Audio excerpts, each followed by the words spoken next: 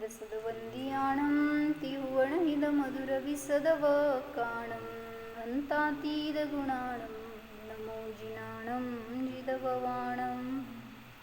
कुंदकुंदाचार्य भगवान की जय।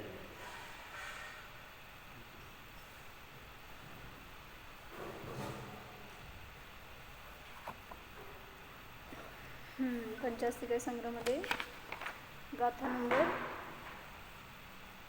55 चालली होती आपली.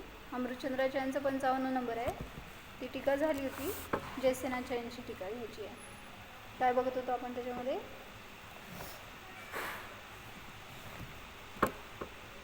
की एका पर्यायाचा उत्पाद आणि एका पर्यायाचा व्यय, ह्यालाच म्हटलं होतं सत्चा नाश आणि असतचा उत्पाद. गाथा काय म्हणते बघू. एवं सदो विनाशो असदो जीवस्सहवदि उपादो इति चिणवरे हिंबणिदं अन्योन्यविरुद्धम विरुद्धम. ही झाली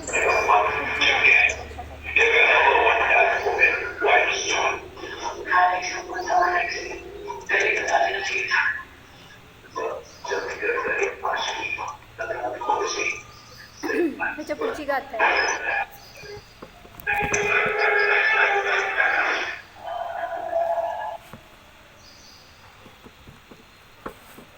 गाथा नंबर 55 आहे. अत्र पूर्वसूत्रे जीवस्य उत्पादवे स्वरूपं यद्भणितं तस्य नरनारकादिगती नामकर्म उदय कारणम इति कथयति. हे वाचलं होतं आपण. पूर्वसूत्रामध्ये जीवाचं जे उत्पादवे स्वरूप सांगितलं त्याचं नरनारकादी गती नामकर्माच्या उदय हे कारण आहे असं सांगतात. म्हणजे काय? निमित्त कारण आहे. नर म्हणजे मनुष्यगती नामकर्म, नरगती नामकर्म, ह्या नामकर्माच्या उदयाचं निमित्त असताना जीवाचा त्या पर्यायामध्ये उत्पादनी व्यय होतो. निरयतिर्य मणुआ देवा इदिनाम संजुदा पयडी कुवंती सदो नासम असदो भावसौपादम. काका मला नियम सर पाहिजे. म्हणजे काय सांगितलं की नेरय्य म्हणजे नरक, तिर्यंच मनुष्य, देव, अशा प्रकारे नामपयडी संयुक्ता, नामप्रकृतीने संयुक्त, असदो भावस्य सदो भावस्य नासम कुवंती असदो भावस्य उत्पादम कुवंती.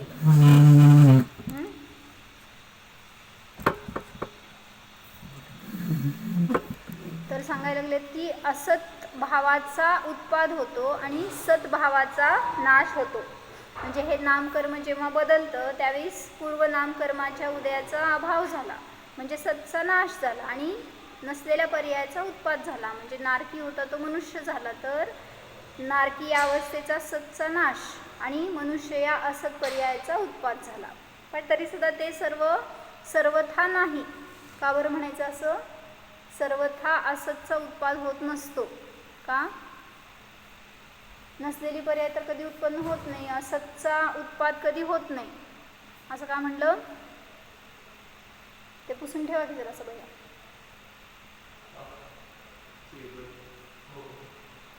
तर जो आपलं द्रव्य आहे जीवद्रव्य, तर ते सांगितलं अनंत पर्यायांचा पिंड आहे आणि त्यामुळं ज्या पर्याय आपल्यामध्ये आहेत, ऑलरेडी रचित आहेत, अनंत पर्याय एकानंतर एक अशा म्हणलं ना, क्रमनियत रचना झालेली आहे त्याची, आणि त्यामुळं असलेल्या पर्यायच उत्पन्न होत आहेत. म्हणजे द्रव्यामध्ये त्या पर्याय खचित आहेत. अनंत पर्यायांचा पिंड, जसं पूर्वी भावातून आरती होती का नाही, पशु होती का नाही, मग त्या पर्याय कुठं गेल्या? द्रव्यातच आहेत. असं नसतं की द्रव्यात अनंत पर्यायांचं पिंड म्हणजे द्रव्य आहे आणि पूर्व पर्याय वेळ झाली म्हणजे त्या द्रव्यातून निघून गेली, असं नसतं. काय म्हणते काका? जे काही पर्याय आहेत त्या द्रव्यातच आहेत. भूत असू दे, वर्तमान असू दे, नाही तर भविष्य असू दे.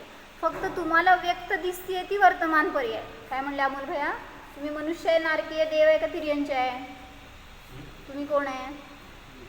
मनुष्य आहे. कशावरून? कारण बाकीचे 3 पर्याय नाही आहेत. आता नारकी नाही आहे, देव नाही आहे, तिर्यंच नाही आहे. मग आत्ता मी मनुष्य आहे. पूर्वभावात कुठं होता? मला माहिती कुठं होतं. हां, पुढच्या भावात कुठं जाणार? हां, धर्म केलो, ध्यान केलं तर चांगलं गती मिळणार, म्हणजे देवगतीला जाणार. नाही केलं तर दुर्गतीमध्ये फिरणार. मग म्हणायचं की त्या अनंत पर्यायांचा पिंड असणारं द्रव्य ही एका पर्यायाचा नाश आणि दुसऱ्या पर्यायाचा उत्पाद करत असताना त्या पर्याय त्या द्रव्यातून निघून जात नाही आहे, फक्त द्रव्यातच विलीन होत आहे. जसं म्हणलं की समुद्र आहे, समुद्रामध्ये लाटा येतात का नाही, मग ती एक लाट उत्पन्न झाली आणि नष्ट झाली, कुठं गेली? कुठं असं बाहेर निघून गेली का? मग त्या लाटेचं तर समजतं आपल्याला की उत्पन्न झाली आणि त्याच समुद्रात विलीन झाली असं. मग तसंच सांगितलं द्रव्याचं. प्रत्येक द्रव्यसुद्धा आपल्या आपल्या पर्यायामध्ये जेव्हा अभिव्यक्त होतं त्यावेळेस ती पर्याय त्या द्रव्यातून बाहेर पडली नाही आहे. जसं ती लाट बाहेर पडली नाही आहे समुद्रातून, उत्पन्न झाली आणि तिथंच विलीन झाली म्हटलं, तसं द्रव्याचे सगळ्या पर्याय उत्पन्न झाल्या आणि विलीन झाल्या त्या द्रव्यातच आहेत. म्हणून आपण आत्ता संग्रहणयाने सांगायचं काय आहे, नारकी पण आहे, देव पण आहे, मनुष्य पण आहे, तिर्यंच पण आहे. कारण सगळ्या पर्याय आपल्या आपल्यामध्ये आहेत. अनादीपासून अनंत भाव घेतलेत आपण, त्यामुळं कुठल्या भावात गेलो नाही असं नाही आहे, कुठल्या पर्याय मिळाला नाही तसं नाही आहे. सगळ्या पर्यायाचा टेस्ट घेऊन आलोय. कुठं रमलो, कुठं मिळालं नाही सुख म्हणून इथं येऊन पंचम काळामध्ये जन्मलोय, मिथ्यादृष्टी अवस्थेमध्ये जन्मलोय. आणि मग आता पण याच पर्यायाची रुची केली, याच्यामध्येच आनंद मानला तर कुठं जाणार पुढच्या भावात? बघायचं जन्मून षष्टम काळ कसा आहे. मस्त असतं एकदम वातावरण. काय कोणाचा संबंधच नाही एकमेकाशी, धर्माशी संबंध नाही, कोण धर्म कर म्हणून जबरदस्ती करणार नाही. एकदम आपल्याला मन चहा, काय तुम्हाला करायचं आहे, अधर्मच करायचं आहे ना, भोगच भोगायचे आहेत ना, असे भोग आहेत की तिथं एकमेकाला मारूनच, दुसरं काय नाही, शांतीच मग एकदम. आणि अशी शांती पाहिजे असेल तर सोपा उपाय काय आहे, धर्मापासून दूर राहा. म्हणजे अशांती पाहिजे असेल तर म्हणायचं षष्टम काळात ज्याला जन्म नको त्यांनी धर्माच्या जवळ राहा, धर्म करा, स्वतःमध्ये धर्म उतरू द्या, स्वतःच्या धर्माची ओळख करा.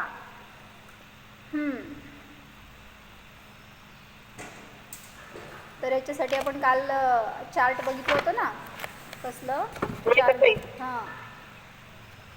आता आपली म्हणजे पर्याय म्हणजे पुढची कोणती पर्याय हे आधी ठरलेलंच असेल ना, मग जर आपला जन्म षष्टम काळात निश्चित असेल तर आपली वागणूक त्याप्रमाणेच राहणार ना. षष्टम काळ अजून लय लांब आहे, अजून 18,000 वर्ष जायची आहेत. त्याच्यामध्ये किती भाव घेणार तुम्ही माहित आहे का? मनुष्याचा भाव तुमचा 100 वर्ष पण नाही आता. मग अशी किती 18,000 म्हटलं 1800 भाव जातील तुमचे. त्यामुळे त्याचा परिणाम आत्ता नाही होत आहे. पूर्वभावामध्ये ठरणार तुम्ही काय परिणाम करताय, त्यानुसार पुढचा भाव काय असणार आहे तो. म्हणून आत्ता सुरक्षित करा ना स्वतःला. अजून आपले परिणाम बदलले तर आपण पुढचं भविष्य बदलू शकतो, नाही असं नाही आहे. फक्त पर्याय रचित आहेत, मग त्या पर्यायामध्ये कुठली अवस्था मिळणार, किती सुख दुःख भोगणार आपण, हे सगळं आत्ताच्या परिणामांवर अवलंबून आहे. तुम्ही आता जितकं शुद्ध शुभ परिणाम करताय त्याचं फळस्वरूप उदीर्णा होऊ शकते, संक्रमण होऊ शकतं, अपकर्षण होऊ शकतं, कुठल्याही रूपाने तुम्हाला आता उदय दिसू शकतात. आम्हाने परवा काय सांगितलं, प्रतिक्रमण केल्यावर तुम्हाला अजून प्रतिकूलता दिसते. मग तुम्ही काय करणार? धर्म करून मला इतकं त्रास होतोय तर कशाला, म्हणजे उलट निर्जरा झालेली नको असते तुम्हाला. म्हणून ज्याला सुख पाहिजे ना त्यांनी सांगितलं सतत प्रतिक्रमण पश्चाताप करा आणि जिथं प्रतिकूलता असते त्याच्याजवळ राहा, तर लवकर मोक्ष मिळणार. जिथं विपत्ती आहे तिथं मोक्ष आहे. म्हणून षष्टम काळात जन्मून बघायचं का? तर षष्टम काळात जगण्याचे भाव त्या विपत्तीमध्ये स्थिर राहिलो तर, नाहीतर अस्थिर झालो तर अजून विपत्तीतच पडणार परत जाऊन. म्हणून सांगितलं ज्ञानी असतो तो, ज्ञानीची भाषा सांगितली आहे ती. ज्ञानीचे परिणाम कसे असतात, विपत्ती मला सुखाचं कारण आहे असं मानतो तो, त्यामुळे त्याला ते दुःखदायी नसतं. तिथं आहे गुरुजी.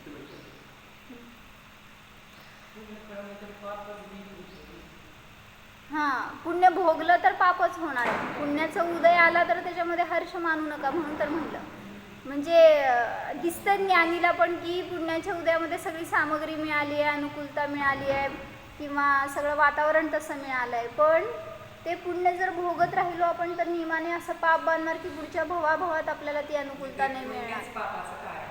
हां, म्हणजे तुम्हाला धर्म मिळालाय, आज जिनं धर्म मिळालाय, पुण्याचं उदय का पापाचं?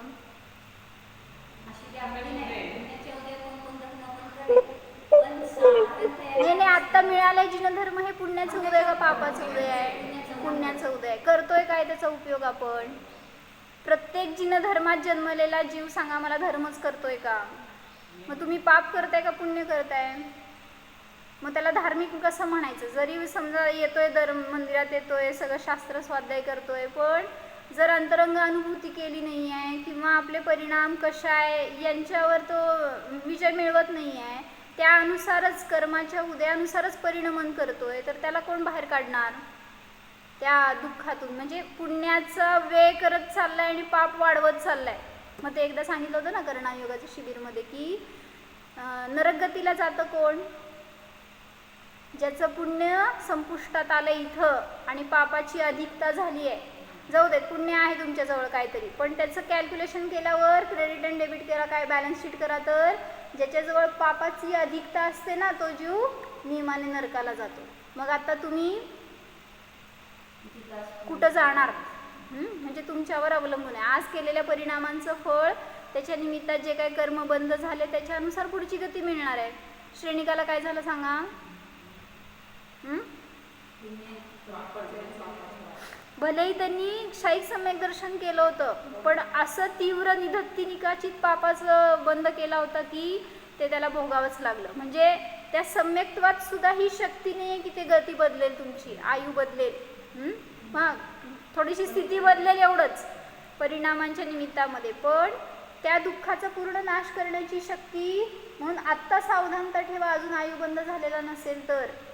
आयुबंद झाल्यावर काहीच करू शकणार नाही. मग त्यामुळं आत्ता कधी होणार आयुबंद माहीत नाही. किती वर्ष आहेत आत्ता तुमचं चालू? आयुबंद चालू झालं काय? अवधिज्ञानी झालंय का काय? आपल्याला आपलं कळत नाही ना, तेच तर प्रॉब्लेम आहे.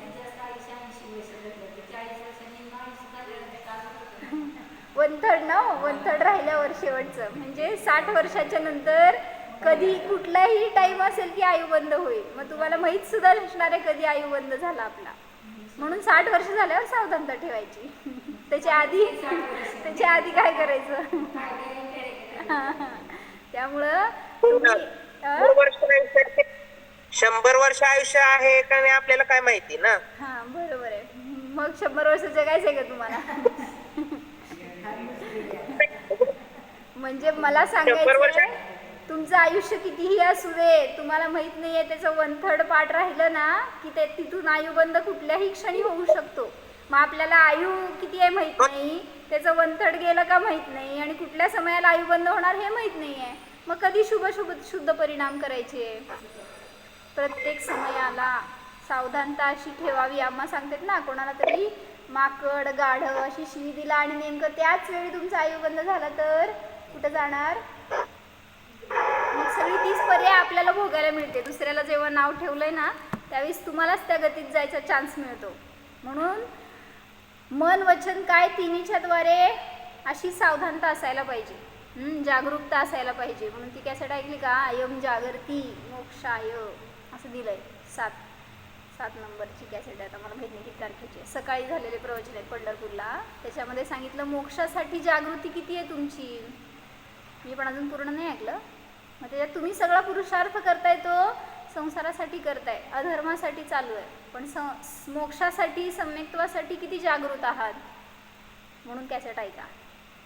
तर त्याच्यात काय सांगायला लागले तर नियमसारमध्ये जे 77-78 गाथा घेतली आहे, म्हणजे 5 युगल आहेत, त्याच्यामध्ये त्यांनी सांगतायत जे आपण चार्ट परवा घेतलं होतं ना 4 गतीचं, की मनुष्यगती पर्याय क्षणिक अवस्था आहे, त्याचा वेळ झाला, सतचा वेळ झाला, आणि असतचा म्हणजे मनुष्यगती उत्पन्न झाली तर असतचा उत्पाद झाला. घ्या शास्त्र आहे त्यात 6 गाथा आहेत, त्यामुळे ते जरा असं वाचून. आणि मग हे महाराजांनी तो चार्ट केलाय कशासाठी? ह्या 6 गाथांचं विश्लेषण म्हणून ते चार्ट दाखवलंय. मग इकडं पर्याय दाखवली होती मनुष्य, तिर्यंच, देव, नारकी ही पर्याय आहे. पण त्याच्यामध्ये प्रत्येकामध्ये द्रव्य स्थिर तोच आहे ना. काय सांगितलं होतं? नरक गती रहित, तिर्यंच गती रहित, देवगती रहित, मनुष्य गती रहित आणि जीव आहे मोक्ष पर्याय रहित, असं सगळ्या अवस्था दाखवल्या होत्या. म्हणजे अवस्था रहित आहे असं तो ध्रुव दाखवला होता द्रव्यदृष्टीने. मग तो द्रव्यदृष्टीचा जीव तो आपल्यासाठी उपादेय आहे कुठल्याही पर्यायात असा. आणि मग त्या पर्याय म्हणजे मी नाही हे का सांगितलं हे दाखवत आहेत. मग ते जैन तत्वमीमांसामध्ये एक झालं होतं प्रकरण की मनुष्य गती, मनुष्य पर्याय जी मिळाली आहे तुम्हाला तर ती जीव आहे का अजीव आहे? मेना काकी, मनुष्य आहात तुम्ही तर जीव आहे का अजीव आहे?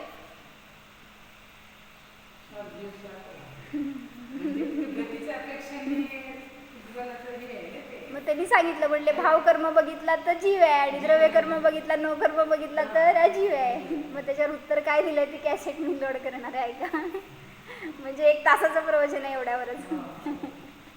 आणि असं सगळ्या संदर्भातून वगैरे सांगितलं चांगलं ते तिथं ते खुलासा. तुला बघायचं नियमसारची 77 ते 81 गाथा आहेत. त्याच्यामध्ये सांगतायत काय जीवाचं स्वरूप काय आहे. भले हे 4 गतीमध्ये फिरतोय जीव तरी सुद्धा जीव कसा आहे हे सांगतायत.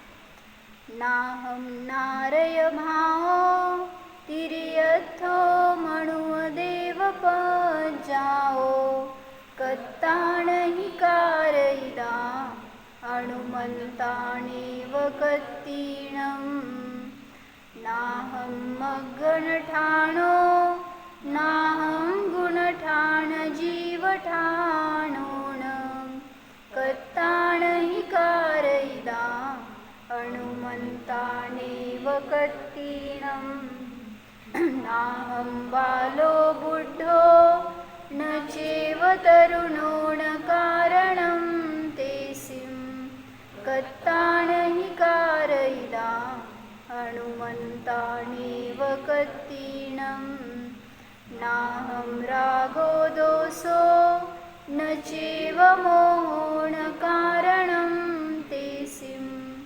कत्ताणहि कारयिदा हनुमंतानेव कत्तीणं नाहं कोहो मानो न चैव मायान होमिलोऽहं कत्ताणहि कारयिदा हनुमंतानेव कत्तीणं. समजली का? समजायचं की गाथा. नाहम म्हणजे अहम न मी नाही. काय नाही? नारय भाव म्हणजे नारकीचे पर्याय रूप परिणाम रूप मी नाही. मग नारकीचे परिणाम कसे असतात? नारक भाव मिळण्यायोग्य परिणाम कसे असतात?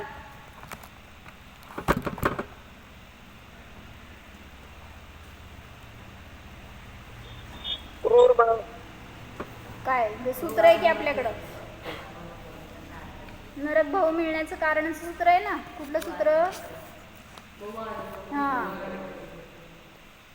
मग त्यांनी कसं दाखवलं इथं? 4 गतीच्या योग्य जीवाचे परिणाम आणि त्या पर्याय रूप मी नाही तर परिणाम कसे, म्हणजे ध्रुव कसा आहे याच्यासाठी. मग तर फक्त ध्रुवदृष्टीच सांगायला लागेल बरं का. परिणाम कसे करतो आपण. पहिलं सांगितलं मी नारक भाव नाही का, हेतू दिला त्याला बहुआरंभ परिग्रहाचा अभाव असल्या कारणाने.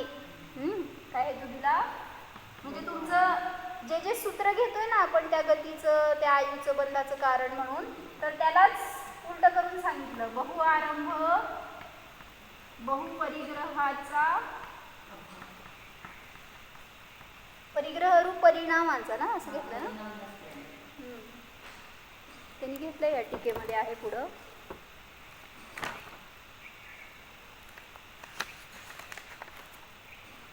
बहुआरंभ बहुपरिग्रह व्यवहार से होता है, उसका अभाव होने से.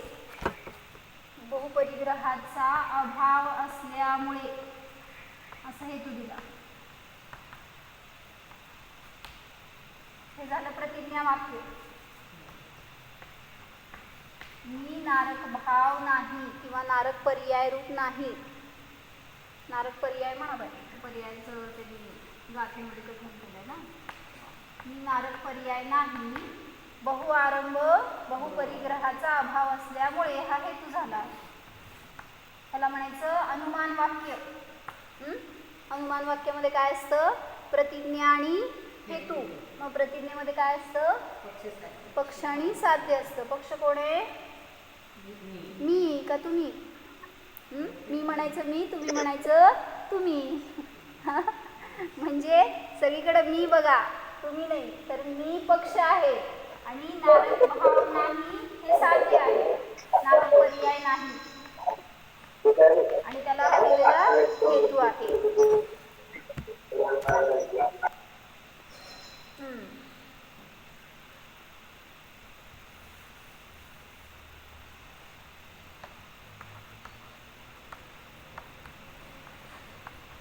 दुसरं सांगा आता, मी क्रियांचे पर्याय नाही का?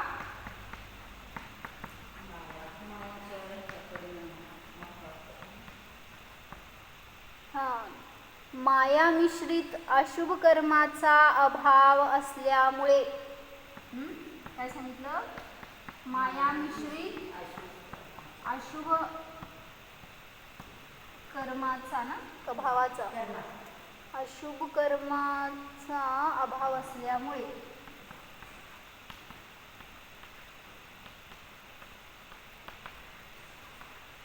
ह्याच्यामध्ये पण काय झालं? हे पक्ष आहे, हे साध्य आहे, ह्याला प्रतिज्ञा वाक्य म्हणलं आणि हा हेतू आहे. पुढं सांगा काय? मनुष्य का नाही?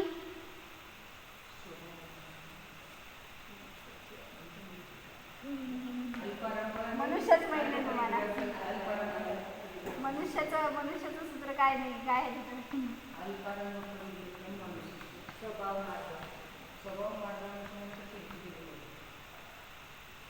काय लिहू सांगा? हेतू.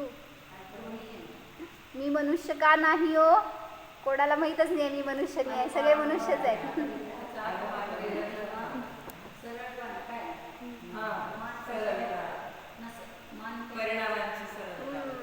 मान कशाची बहुता असते मनुष्यगतीमध्ये? मग त्यांनी सांगितलं इथं मनुष्य नाम कर्मा योग्य द्रव्यकर्म भावकर्माचा अभाव असल्यामुळे. स्वभाव बघायचे ना आपल्याला, स्वभावामध्ये ते नाही. काय नाही? मनुष्य गती नाम कर्माच्या योग्य द्रव्यकर्म भावकर्माचा अभाव असल्यामुळे.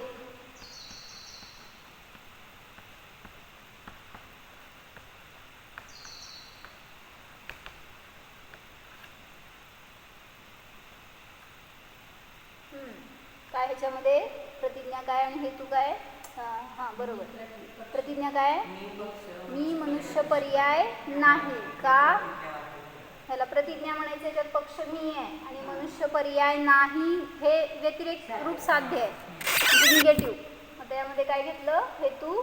मनुष्य गती नाम कर्माच्या योग्य जे द्रव्यकर्म आहेत म्हणजे पौद्गलिक आणि भावकर्म म्हणजे जीवाचे परिणाम, हे दोन्ही सुद्धा माझ्या स्वभावात नाही आहेत.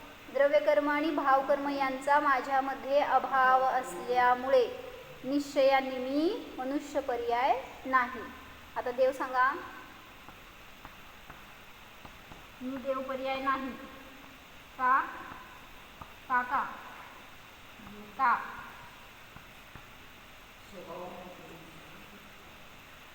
हेतू द्या. हेतू.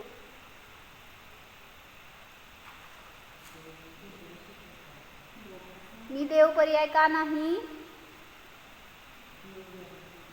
कारण मी आता मनुष्य आहे. कसं? मी म्हणताना स्वभाव दाखवायचे, तिथं द्रव्य दाखवायचे, जीवाचा स्वभाव, जीव काय आहे.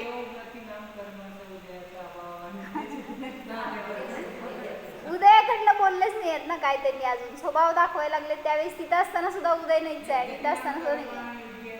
हां तर सांगितलं देव पर्याया योग्य सुरस सुगंध स्वभावी पुद्गलाच्या संबंधाचा अभाव असल्यामुळे देवगतीमध्ये सगळ्यांचं शरीर सुगंधी सुर काय म्हणायचं सुंदर असतं, असं कोण नाही की कुरूप असतं असं देव.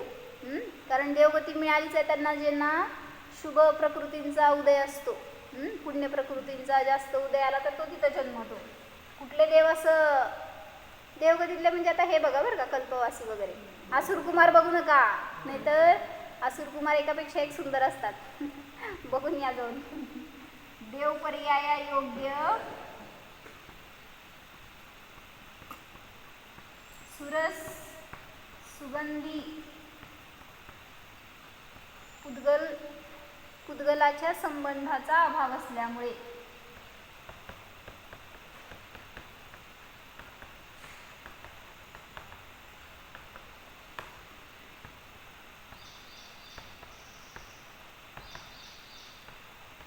काय झालं ह्याच्यामध्ये मी देव पर्याय नाही हे प्रतिज्ञा वाक्य झालं आणि त्याच्यामध्ये या संबंधाचा अभाव असल्यामुळे हे हेतू झालं. काय भाव भासणं घरी सांग एवढ्यावरनं काय कळलं. मग तुम्ही ती कारण बाह्यच दाखवताय ना. त्या गतीत जन्मण्यायोग्य सगळे बहुआरंभ बहुपरिग्रह नरकाचं कारण आहे किंवा काय माया हे तिर्यांच्या गतीचं कारण आहे. मग त्याकडूनच दाखवायला भावकर्म आहेच की. मग म्हणजे परिणामच घेतले की परत इथं द्रव्यकर्म पण आणि भावकर्म पण माझ्यामध्ये तिथं म्हणजे त्या पर्यायात नाही म्हणायचंय, स्वभावातच कुठंही असू दे जीव त्या स्वभावामध्ये या सगळ्या गोष्टींचा अभाव असल्यामुळे चार पर्याय म्हणजे मी नाही. हां असं त्यांनी तिथं त्या गाथेंचा भाव आहे. तरी पण गाथा बघू पाहिजे आपण.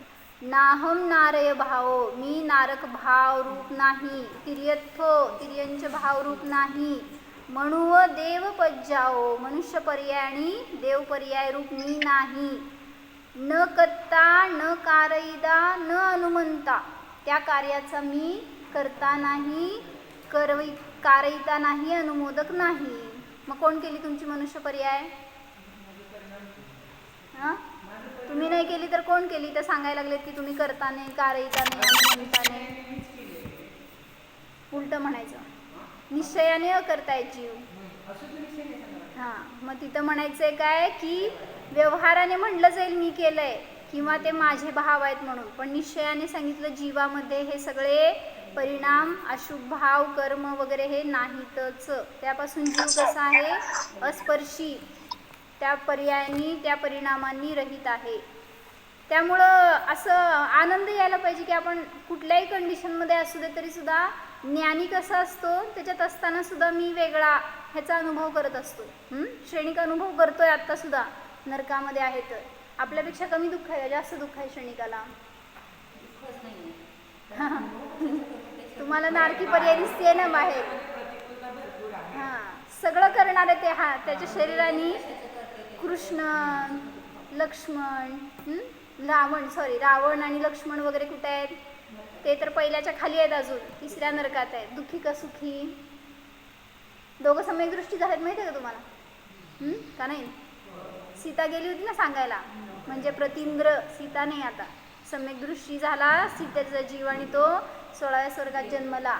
आणि काय सांगितलं त्याची कथा चित चमत्कार म्हणून एक पुस्तक लिहिले होते एका महाराजांनी. एवढं सुंदर वर्णन केलं ना त्याच्यामध्ये त्या सीतेच्या जीवाने तिथं गेल्यावर कसं काय काय प्रयत्न केले आणि त्या दोघांचे भाव कसे बदलले किंवा ते दोघं कसं तिला स्थिर करतात की तू जा इथून आता. म्हणजे त्यासाठी असं मस्त रंगवलंय त्यांनी. असं त्यांचं लिहायची शैली छान होती. मला नाही सांगायला तेवढं जमणार. मग त्यांनी कसं घेतलं होतं की तो सीतेचा जीव त्याला कळलं की आपण इथं का आलो कोणाच्या निमित्तात जन्मलो. मग ते सगळे दिसले राम लक्ष्मण आणि रावण. आणि मग राम तर गेले मोक्षाला, राहिलं कोण? लक्ष्मण आणि रावण.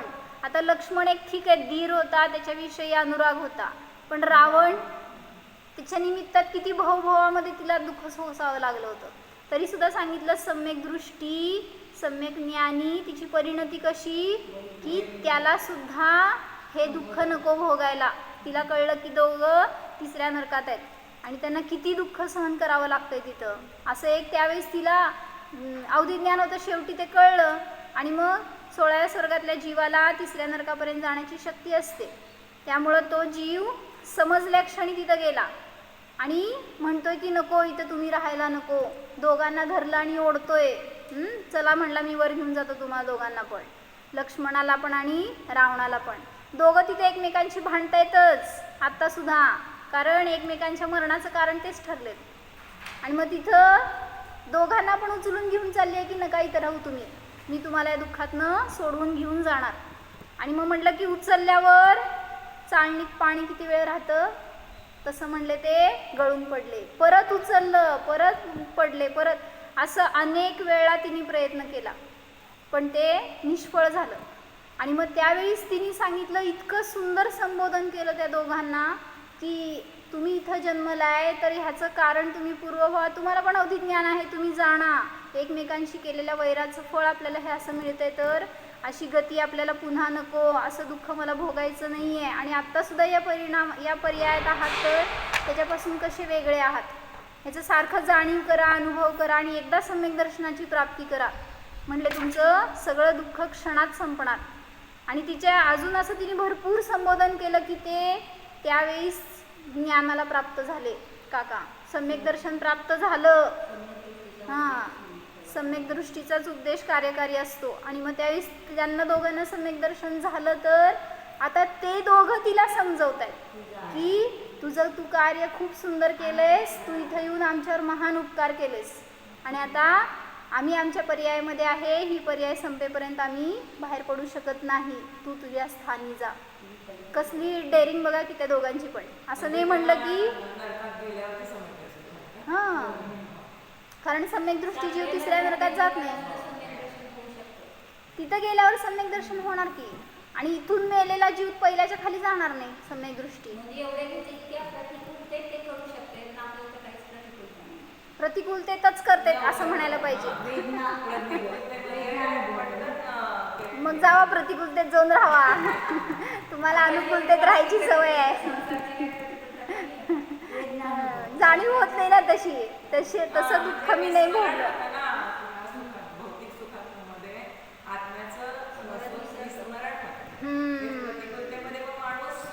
म्हणून म्हणलं ध्यान करताना फॅन लावून बसू नका, मग जरा अनुभव कराल की काय आहे मी, काय समजतं आपल्याला. डास चावते चव द्या, उडवू नका त्याला. कुठं प्रतिकूलता सहन होतीये, नाहीच, नरकात जाणारच नाही मी. म्हणजे इथं म्हटलं की एवढंसं दुःख आहे तर आपण लगेच त्याच्यापासून सुटण्याचा प्रयत्न करतो. तिथं गेल्यावर काय काय करणार तर सुटणार. त्यावेळेस त्या रावणाने आणि लक्ष्मणाने सांगितलं, तू तुझ्या जागीस तुझ्या स्थानी जा, आम्ही आमचाही पर्याय भोगल्याशिवाय आमचा इथून जाऊ. तेच म्हणायचं होतं मला. हां, नाही कोणतरी असं म्हटलं असतं की काय पण कर, एन केन प्रकारे आम्हाला काढ इथून, मागं लागलं असतं, हट्ट केला असता, काहीतरी रडत बसलं असतं तिथं. पण सांगितलं सम्यक दृष्टी जीव असा कणखर असतो. आम्हा म्हणते तसं गेंड्याची कातडी असते, तर तोच सम्यक दृष्टी होऊ शकतो.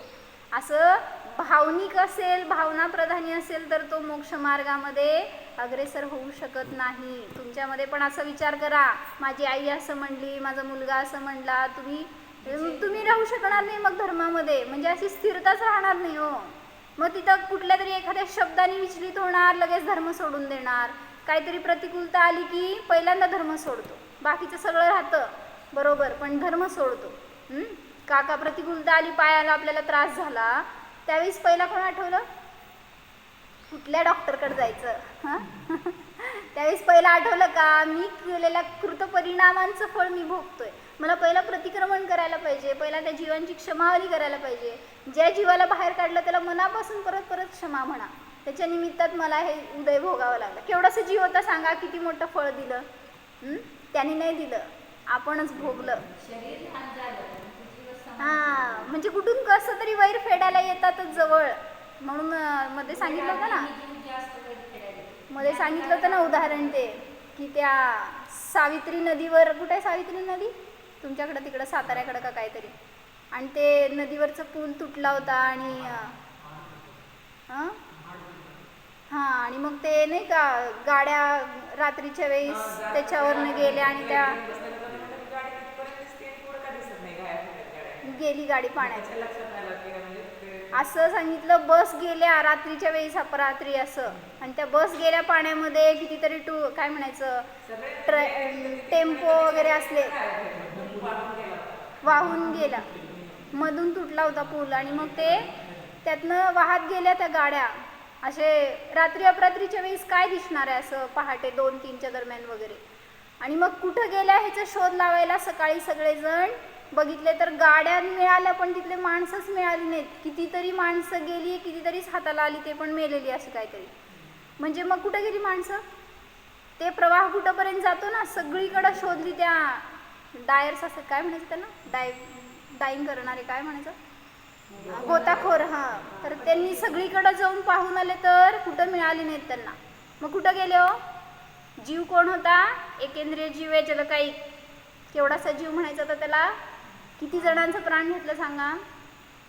आणि आता ते एकेंद्रियांनी पण घेतलं असं नाही म्हणतायत. तर सांगितलं त्या नदीमध्ये मोठ्या मोठ्या मगरी मिळाल्या, आणि त्या मगरी म्हणल्यावर कोणाला सोडणार आहेत. आणि म्हणले ती बस कुठली होती हो, काहीतरी ठाणे आणि कोकणातली कुठली तरी अशी होती, ती चाललेली वाया त्या मार्गावरून. आणि मग त्या गाडीत असणारे ठाण्याचे लोक, कोकणातले लोक, सगळे असे इकडचे तिकडचे लोक होते. मला सांगा, त्या मगरीचं जीवाचं वैर या जीवांशी फेडायचं होतं, कसा संयोग झाला असता ती नदीत?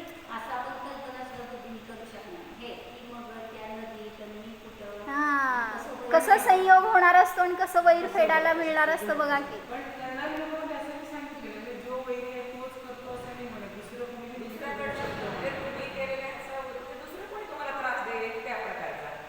होईल की, पण ते पण निमित्त तसंच असणार आहे. असं कोणी येऊन तुमचं अनोळखी व्यक्ती येऊन काहीतरी केलं असं नाहीच आहे. त्याचा काही ना काही संबंध असतोच. जसं तुमचे आलेले पोटी आलेलं मुलं काय असतात सांगा, ते वाटतं का पूर्वभयातले वैरी आहेत?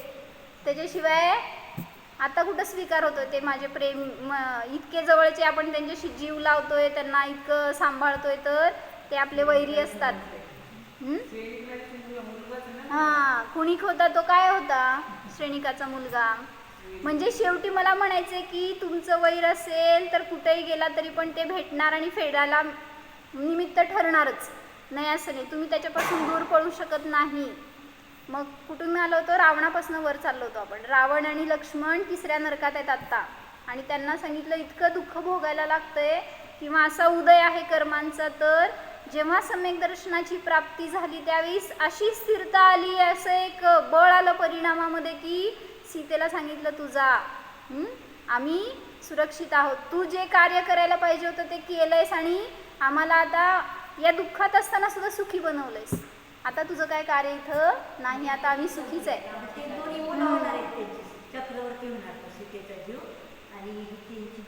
हां, रावण होणार तीर्थंकर आणि सीता होणार तिची गणधर.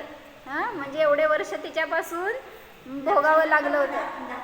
हां, लक्ष्मण तीर्थंकर होणार आहे दुसरीकडे. लक्ष्मण आणि रावण दोघं एकमेकांचे भाऊ होणार होय. परत भांडणच करणार. नाही करणार, पण भांडणं नाही करणार. तर सांगितलं म्हणून सम्यक दर्शनाचं महात्म्य आहे हे. तुम्ही कुठल्याही पर्यायात असा, पण या चारी पर्याय म्हणजे मी नाही आहे, तर मी त्यापासून भिन्न जाणणारा आहे, या सगळ्या भावांनी रहित आहे, असं जाणणं यालाच म्हटलं सम्यक दर्शन. मग या सम्यक दर्शनाला प्राप्त केलो तर कुठल्याही गतीमध्ये, कुठल्याही पर्यायामध्ये दुःख नाहीच, म्हणून जाणा.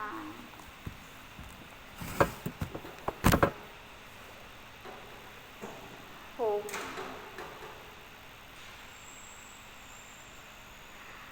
अनुभव करा, मी म्हणजे मनुष्य नाहीच.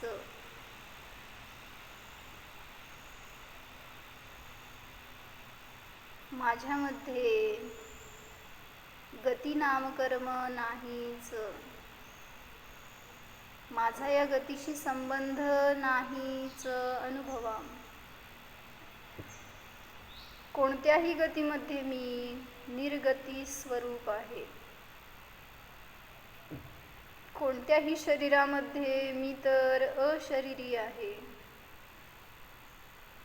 कोणत्याही प्रसंगामध्ये मी तर सुखीच आहे. स्वभाव जाणा. जीवोऽहं निर्देहस्वरूपोऽहम्.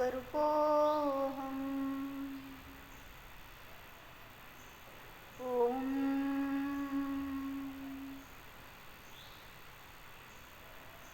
विसर्जन. नमो अरिहंत.